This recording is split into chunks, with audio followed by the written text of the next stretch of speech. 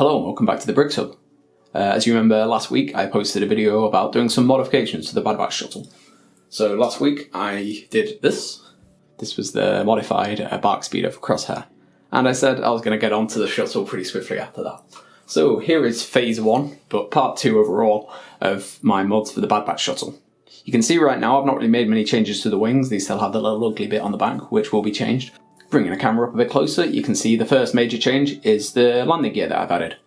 The issue is with this set is it kind of sits quite low in its default form, so you can't really have any place to set it up and have it put down. Obviously there's some things that it provides, but I wanted to kind of give it a bit more of a realistic sort of feel. So as you can see here, the landing gear, actually the struts are connected to the areas where the the spring-loaded shooters were earlier. You can see I've just used a simple connecting piece and one of these arched pieces, which keeps it locked pretty securely in place. The actual landing gear struts themselves are quite simple. You can see it's just two ratcheted joints connected to one of these L pieces. These are kind of pretty important to keep it in place, but you can also use some ones with less friction, but I'd recommend these just so the whole thing stays together better. And you can keep the other one in place. It looks completely fine, even when the ship is upright. So if you don't want to remove too much of it, you can keep that going. So as you can probably see, I've made a few changes also to the exterior of the ship, just in general. So I think the first major change is that I've lengthened the nose of the ship quite a bit. You can see a better look at the angle here. It's only by about a single stud, but it really makes a difference.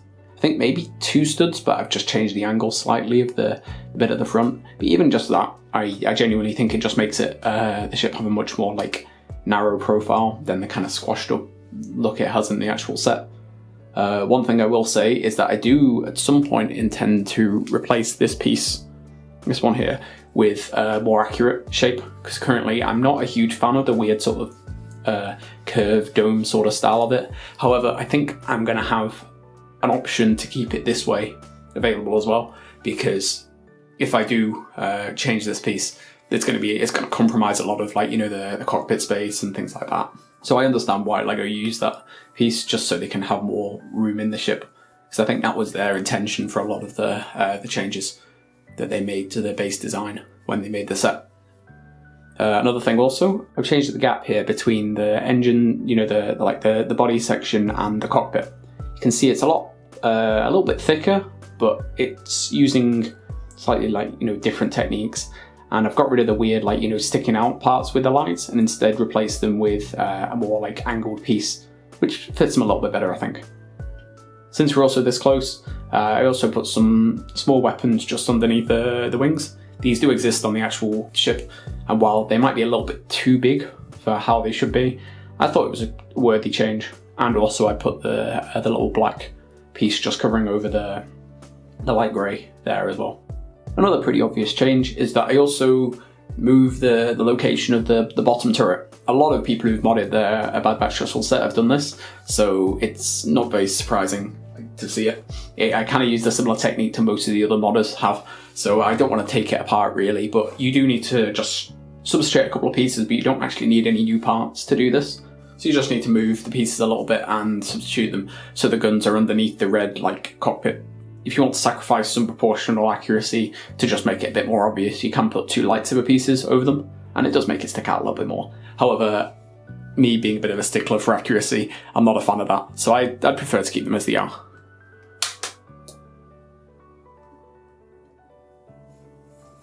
So now moving back to this body section, probably a lot of you are wondering, why is it like this? So I think it's probably best showing now.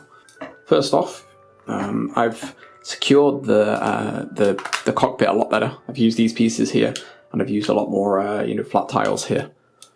And now when it flips up, you can see that things are slightly different. So the first thing I want to point out is kind of the elephant in the room here. Why didn't I just do the thing that a lot of people have done online, where they've made the whole body of the ship seamless? So having a back section and the cockpit all in one piece. Well, I gave that a try, and while it does look good, I think there's a serious problem with durability. I've seen a lot of mods, people doing it, I've tried them out just to see how they work, And while it does look nice and there's lots of room, this ship was clearly not designed with that in mind. And that's probably a compromise the LEGO designers had to make themselves.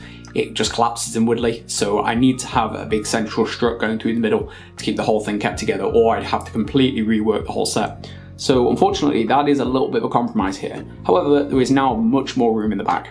You can see there's the back section here has just been completely extended. There's not just like four, there used to just be like 4 studs of space in that. Now you can quite comfortably sit the 2 minifigures and with some more accessories, or even put like a minifigure and say like Gonky or something like that. Next up also is in the cockpit section. The cockpit section is now expanded a little bit. It's now a bit bigger.